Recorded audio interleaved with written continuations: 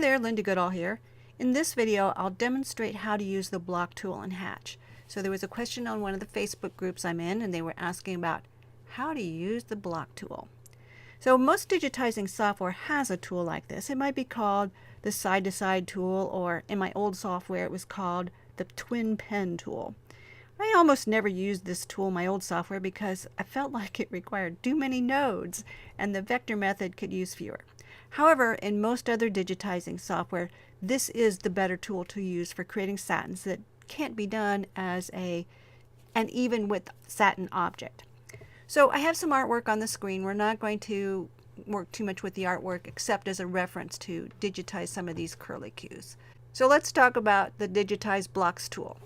So here's where it is. It's on the Digitize toolbox, and when you work with it, you want to make sure that you have fill chosen, because if you have outline chosen, it's going to just outline the shape and you can't just switch it back to a satin with all those angles that you so carefully placed.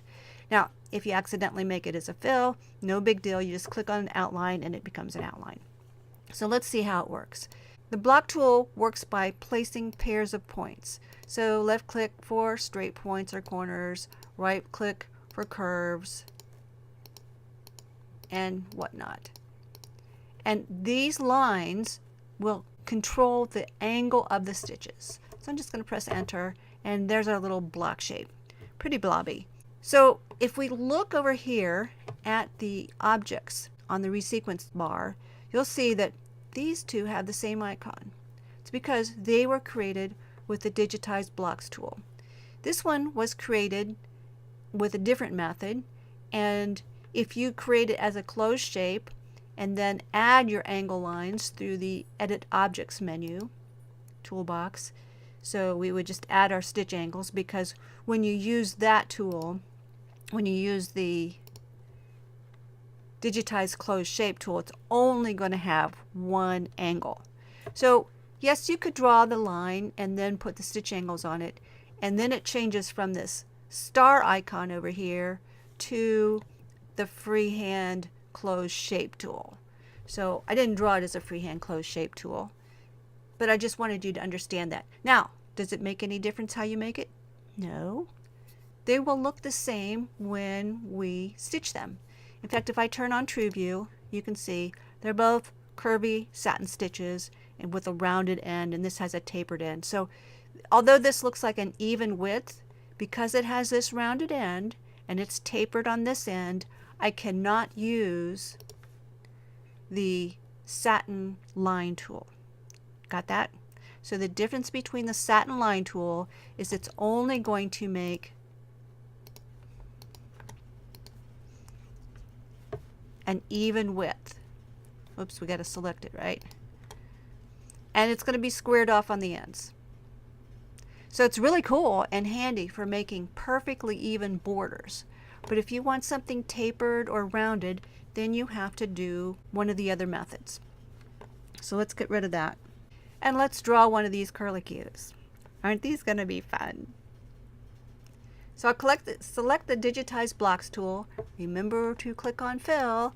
I forget to do that a lot of times. And it really doesn't matter where you start on here. In fact, let's do this one, because I'll show you something I really like about Hatch. It really doesn't matter where I start. And now I'm just right clicking to get those nice curves. And where you place these points, you'll get better at this. I'll tell you, you just get better. You gain an intuitive sense of how far apart you can place those curve points and have everything look good. I'm going to press T on my keyboard because I usually digitize with True View turned off. And there's my shape. I mentioned something earlier that I really like something about Hatch. And to do that, I have to get rid of this guy. And if I make this guy blue, select all, and then press J on my keyboard, I just got rid of a jump, because Hatch is really smart about joining things automatically. So if I had this object coming out right there, I didn't have to start my digitizing there or draw a little line to travel up to my start path. It automatically fixed that. Now, let me show you why I like digitizing in without TrueView on. See these little triangles? These represent jumps or trims. And I can see those when I'm in with TrueView off. I can't see them with TrueView on. Another thing I like is I can see all my travel stitches, all my underlay. I can see my stitch angles. Now, suppose I didn't get my stitch angle right on this. I'll select the object, press H, and that activates the reshape tool. And now I can just go in here and I can adjust any of these angles. Now I can tell you that from a technical professional digitizer standpoint, that these angles are recommended to be at right angles across the shape. So see how this is kind of tapered back here? I'd want to fix that. Is it a big deal? Probably not. But I do like to keep with that. That's standard. And that's how easy it is to use the block tool. Now, I did mention that there is another way to do this. So let me show you that one. We'll do this little guy here. Let me press escape to get out of reshape mode. And I'll choose the digitize closed shape tool. And this time I'm just going to trace around on this outline. And once again, right and left clicks. Actually, these are mostly right clicks. And I'm just doing this real quickly so that you don't have to watch me tediously place every little single point.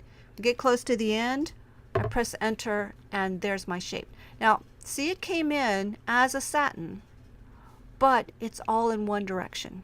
Because when you use the digitize closed shape tool, it only does one angle. Can we fix that? Sure. Select it, go to edit objects, find the add stitch angles, and then we'll just start placing angles. I can tell you that on this one it's going to be a little difficult because this shape is really squished in there, but we can do it. Press enter, and there it is. And let's look at it in TrueView. And there it is. Now I might want to adjust this. It looks like kind of there's some stitches hanging out there. So let's go back, let's turn TrueView off, and yes, we have some kind of jump going across there. Not sure what that is. Looks like it's part of the underlay, so let's turn off this underlay, and that fixed it. And see if we put on a zigzag again.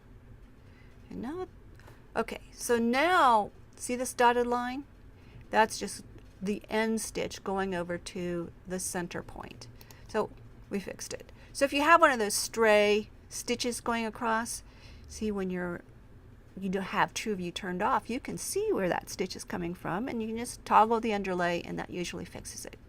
So I think that shows you how to use the block tool and how it differs from just tracing the shape and putting outlines on it. Yes, it does take some practice, and the practice is figuring out how to place your point so it gets nice and curvy. But you know what? If it's not, you can just go in here, we'll press H, and if I didn't like that curve or I needed another point, I can just click on the line, add another point, puts it on there as a straight one, and I can just press space bar to turn it into a curve. How easy was that? So thanks for watching. Come back again. Please like and subscribe. Thanks.